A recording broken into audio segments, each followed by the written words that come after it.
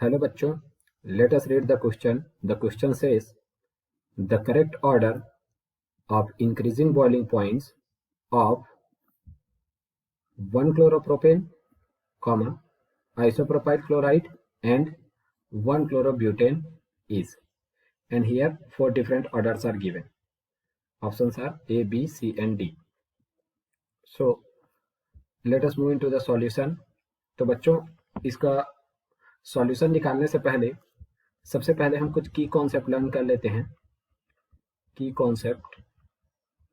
Okay, तो इस की कॉन्सेप्ट में मैं कुछ बातें बताना चाहूँगा. जैसे जो आपका कोई भी लिक्विड का बॉइलिंग पॉइंट है, बॉइलिंग पॉइंट ये डायरेक्टली प्रोपोर्शनल होगा बच्चों इंटर मॉलिक्यूलर फोर्सेस के. इंटर मॉलिक्यूलर फोर्सेस जितने स्ट्रांग होंगे बॉइलिंग पॉइंट उतना हाई आएगा.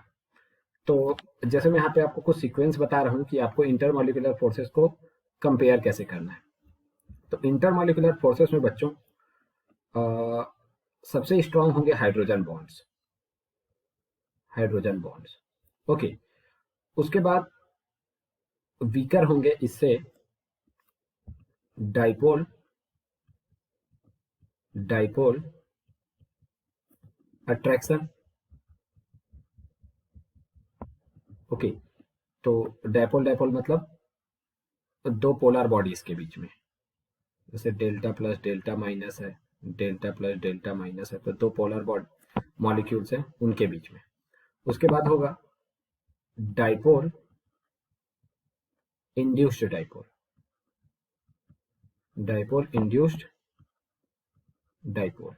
ओके, तो इसमें एक मॉलिक्यूल पोलर होगा और दूसरा मॉलिक्यूल क्या होगा, नॉन पोलर. ओके, लेकिन इस पोलर के इन्फ्लुएंस के चलते इसमें स्लाइट पोलैरिटी इंड्यूस हो जाती है. जैसे इसका निगेटिव टर्मिनल पास है तो इलेक्ट्रॉन क्लाउड को अट्रैक्ट करेगा, तो इस साइड में हल्का सा इलेक्ट्रॉन क्लाउड को रिपेल करेगा, तो इस साइड हल्का सा पॉजिटिव और इस साइड हल्का सा निगेटिव चार्ज इंड्यूस हो जाएगा. तो बेसिकली ये नॉन पोलर है, लेकिन एक डाइपोल के इन्फ्लुएंस में स्लाइट इसमें भी पोलैरिटी इंड्यूस हो जाती है. उसके बाद आते हैं बच्चों London dispersion force. London dispersion force. Okay, तो इसमें जो फोर्स ऑफ अट्रैक्शन होता है बच्चों दो नॉन पोलर बॉडीज के बीच में होता है. ओके, अब देखिए इनमें से ये जो तीन है, dipole dipole, dipole induced dipole and London dispersion force, ये तीन है बच्चों वंडर वाल फोर्स के टाइप. वंडर वाल फोर्स इसके टाइप है. तो बच्चों वंडर वाल फोर्स को जब आपस में कंपेयर करोगे तो पहले तो टाइप के अकॉर्डिंग कंपेयर करोगे कि डाइपोल डाइपोल अट्रैक्शन ज्यादा स्ट्रॉन्गर होगा डाइपोल इंड्यूस्ड डाइपोल से, और डाइपोल इंड्यूस्ड डाइपोल स्ट्रॉन्गर होगा लंदन डिस्पर्सन फोर्स, मतलब दो नॉन पोलर के बीच का फोर्स ऑफ अट्रैक्शन. ओके, अब देखिए वंडर वाल फोर्स जो है,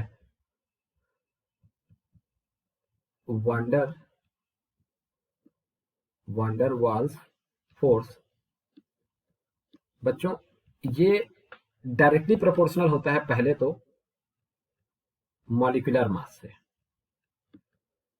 ओके, डायरेक्टली प्रोपोर्शनल होगा कि बच्चों अगर सेम टाइप के बीच में कंपेयर कर रहे हैं, जैसे between London dispersion force compare कर रहे हैं, तो आप जिसका मॉलिक्यूलर मास, जिस मॉलिक्यूल का मॉलिक्यूलर मास ज्यादा होगा तो आप कंसीडर कर सकते हैं कि वहां वंडर वाल फोर्स ऑफ अट्रैक्शन ज्यादा है.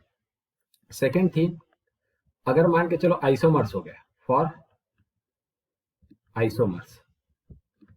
ओके, तो आइसोमर्स में आप कैसे कंपेयर कर सकते हैं, क्योंकि इनका तो मॉलिक्यूलर मास सेम रहेगा. तो बच्चों इसके लिए की कॉन्सेप्ट लर्न कर लीजिए. अगर ब्रांचिंग होगा तो ब्रांचिंग से बच्चों सरफेस एरिया डिक्रीज कर जाता है, मॉलिक्यूल का सरफेस एरिया डिक्रीज कर जाता है, ये बात आप जानिए. और सरफेस एरिया डिक्रीज करने के चलते जो हमारा इंटरमॉलिक्यूलर फोर्स है, जैसे यहाँ पे मैं स्पेस कम है तो इसके लिए VF यूज कर दे रहा हूँ वंडर वाल फोर्स के लिए, तो आपका वंडर वाल फोर्स भी क्या हो जाएगा, डिक्रीज कर जाएगा. ठीक है, तो इतनी बातें आपको समझनी है. तो अब हम देखते हैं अपने मॉलिक्यूल्स को. 1-क्लोरोप्रोपेन, तो इनको ड्रॉ करते हैं. 1-क्लोरोप्रोपेन. प्रोपेन, मीथ एथ प्रोप, और 1 पोजीशन में चलिए मैं क्लोरीन लगा देता हूं, तो ये हो जाएगा CH2 CH2 CH3, 1 chloro propane, option A. Option B देखते हैं, आइसोप्रोपाइल क्लोराइड, ये ऑप्शन नहीं, इसको हम मार्क कर देते हैं, ये फर्स्ट मॉलिक्यूल है और ये होगा सेकेंड मॉलिक्यूल, ये फर्स्ट मॉलिक्यूल और ये हो गया सेकेंड मॉलिक्यूल, आइसोप्रोपाइल क्लोराइड। तो बच्चों सबसे पहले तो ये ग्रुप बना दो, ये ग्रुप होता है आइसो ग्रुप, और जब इस टाइप के नॉमेनक्लेचर का यूज करते हैं आइसो नियो तो सारे कार्बन्स को काउंट करते हैं। तो अब प्रोपाइल बोल रहा है तो 1 2 3 तीन कार्बन तो हो ही चुके हैं, तो सीधे सीधे ये हो जाएगा आइसोप्रोपाइल क्लोराइड। थर्ड,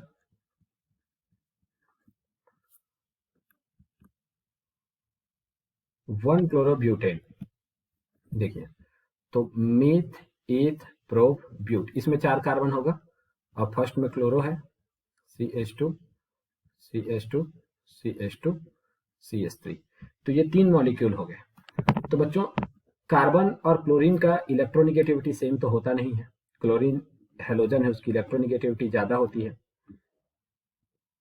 तो देखो ये भी एक पोलर मॉलिक्यूल होगा, क्लोरीन में डेल्टा माइनस चार्ज, यहाँ डेल्टा प्लस चार्ज, ये भी एक पोलर मॉलिक्यूल होगा, डेल्टा माइनस डेल्टा प्लस, और ये भी एक पोलर मॉलिक्यूल होगा, डेल्टा माइनस और डेल्टा प्लस।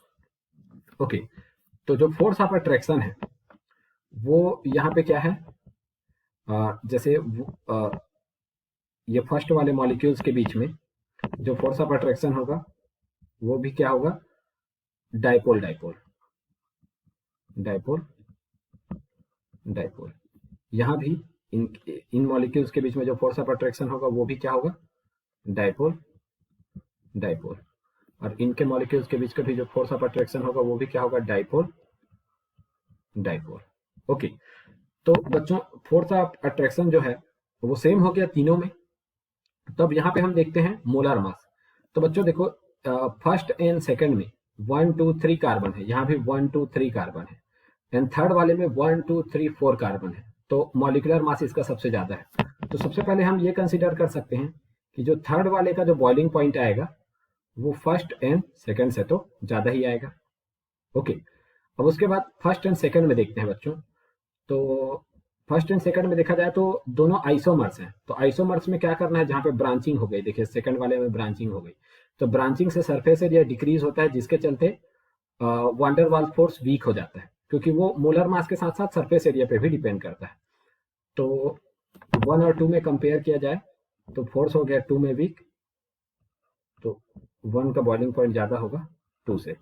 तो फाइनल आंसर होगा हमारा, our final answer is the boiling point will be highest for 3 and for 1 then for 2।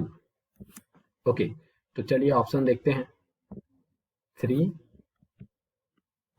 3 1 2, तो यहाँ पे करेक्ट ऑप्शन है बच्चों B. I hope you understood it well, best of luck.